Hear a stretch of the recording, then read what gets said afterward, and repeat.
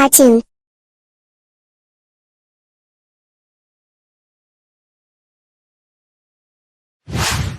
नीरू का बेटा फौज में बड़ी पोस्ट पर था। वो हमेशा तैनाती में बाहर रहता। घर में अकेली नीरू बोरियत महसूस करती थी। नीरू की सहेलियों ने उसे सलाह दी कि वो अपने बेटे की शादी करवा दे। बहू के आ जाने से सब ठीक हो जाएगा। बेटा अपार, तू तो फौज में रहता है, मुझे घर में अकेलापन काटने को दौड़ता है। तू एक काम कर बेटा, शादी कर ले, फिर बहू के साथ मैं घर में आराम से रहूंगी। क्या माँ, मैं जब तक मेजर नहीं बन जाता शादी नहीं करूंगा। तुम कहीं घूमने जाया करो, लेकिन शादी की बात मत करो। इतना कहकर अपार वहां से चला जाता है, लेकिन जाते वक्त उसे माँ की भी चिंता रहती है। एक दिन दरवाजे की घंटी बजती है। नीरू दरवाजा खोलती है तो सामने एक सुंदर सी लड़की साड़ी पहनकर सर पर पल्लू रखकर खड़ी होती है। कौन हो तुम बेटा, और तुम्हें किसने भेजा है? मेरा नाम कंचन है और मैं आपके बेटे अपार की बीवी और आपकी बहू हूँ। तभी घर का फोन बजता है। नीरू फोन उठाती है तो अपार का फोन होता है। माँ, कंचन आ गई। वो आपकी बहू है माँ, और मैंने उससे शादी कर ली है। आप अकेली रहती है तो मैंने आपके लिए शादी कर ली माँ। अच्छा बेटा, बहू तो आ गई, बहुत सुंदर है। अब ना मैं आराम से घर में खुश रहूंगी।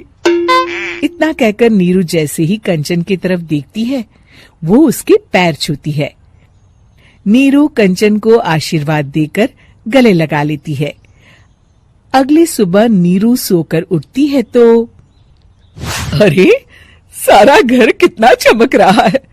इतनी सुबह घर का सारा काम किसने किया? तभी कंचन हाथ में स्वादिष्ट नाश्ता और चाय लेकर आती है और टिपॉय पर रखकर कंचन के पैर छूती है। बहू को देखकर नीरू काफी खुश हो जाती है। वो कंचन से कहती है, कंचन बेटा, आज मेरे घर में किटी पार्टी है। तुम मेरी सहेलियों के लिए कुछ अच्छा बना लेना। माँ, मुझे अच्छा बनाना नहीं आता, आप बता दीजिए, मैं बना दूंगी। अरे मैं भी तो नहीं जानती। ऐसा कर, शाम को इटालियन खाना, सी फूड और हाँ, चाइनीज खाना बना लेना, ठीक है? कंचन नीरू की बात सुनकर खुश हो जाती है। हाँ माँ, मैं तो ये सब बना सकती हूँ, आप चिंता ना करें। शाम को नीरू की सहेलियां आती हैं, जहाँ कंचन अकेले बनाए स्वादिष्ट खाना बनाकर खिलाती है। वो सारी सफाई कर सबको खुश कर देती है। कंचन अंदर किचन में जाती है कि तभी नीरू की सहेली बोल पड़ती है। अरे नीरू, तेरी बहू तो बड़ी परफेक्ट है। तेरी हर बात मानती है और सारा काम भी अकेले करती है। तुझे शिकायत का मौका भी नहीं देती। लेकिन क्या फायदा, बेचारी नीरू का जीवन तो बहू के आने के बाद भी बोरिंग का बोरिंग ही रहा। क्यों, ऐसा क्यों बोल रही है? अब तो मेरे साथ मेरी बहू भी रहती है। हाँ, रहती तो है, लेकिन मैं ऐसी लड़कियों को बहुत अच्छे से जानती हूँ। ये सारे काम इसलिए करती है कि तुझे लड़ाई करने का कोई मौका ना मिले और तू फ्रस्ट्रेट हो जाए, समझी? नीरू भोली सूरत बनाकर कहती है, नहीं, मैं नहीं समझी। अरे, घर में सास बहू की लड़ाई ना हो तो घर भी भला घर लगता है क्या? मेरे घर में ही ले ले। सुबह से बहू के साथ लड़ाई में इतनी चहल पहल रहती है कि मन हमारा भी लगा रहता है और पड़ोसियों का भी। नीरू मन में सोचती है, बात तो सही है। अगर ये मेरी शिकायत के बिना ही हर काम कर देगी तो मैं क्या करूंगी? रात को नीरू सोने के लिए कमरे में जाती है, जहाँ कंचन उसके पैर दबाने लगती है।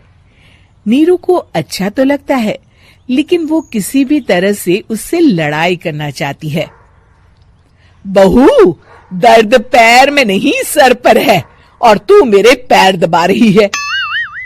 मैं सर दबा देती हूँ माँ जी।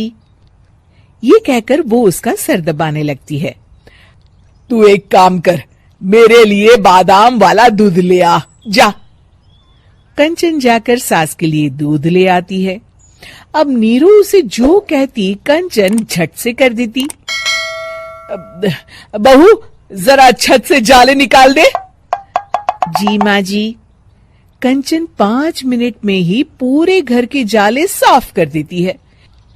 नीरू तो देखती की देखती ही रह जाती है। कमाल है, ये तो हर काम कर रही है। तरस गई मैं तो इससे लड़ाई करने को। इतना कह के नीरू चली जाती है। नीरू को एक दिन कंचन पर इतना गुस्सा आता है कि वो सोच लेती है आज तो उससे लड़कर ही रहेगी। मौका देखकर नीरू कंचन को पैर से लंगड़ी देकर गिरा देती है। जिसके बाद जो होता है नीरू को विश्वास ही नहीं होता। जमीन में 2 भागों पर गिरी कंचन के सारे पुर्जे बिखर जाते हैं। स्प्रिंग और उसके अंदर से रंग बिरंगी लाइट जलने लगती है। तभी घर की घंटी बजती है। नीरू डरकर दरवाजा खोलती है तो सामने अपार खड़ा होता है। क्या हुआ माँ, तुम इतना डर क्यों गई? कंचन ने कुछ किया क्या? कुछ कहा क्या उसने? मैं अभी बताता हूँ। तभी अपार की नजर कंचन पर पड़ती है। अरे माँ, तूने ये क्या किया? कंचन को तोड़ दिया। तुम्हारी खुशी के लिए मैंने रोबोट को तुम्हारी बहू बनाकर भेजा था, जिससे तुम्हारी हर इच्छा पूरी हो और तुम खुश रहो। माँ, ये तो इंसान थी भी नहीं, इससे तो गलती हो ही नहीं सकती थी।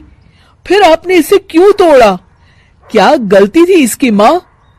बेटा, इसकी सबसे बड़ी गलती ये थी कि ये इंसानों की तरह सास से लड़ाई नहीं करती थी।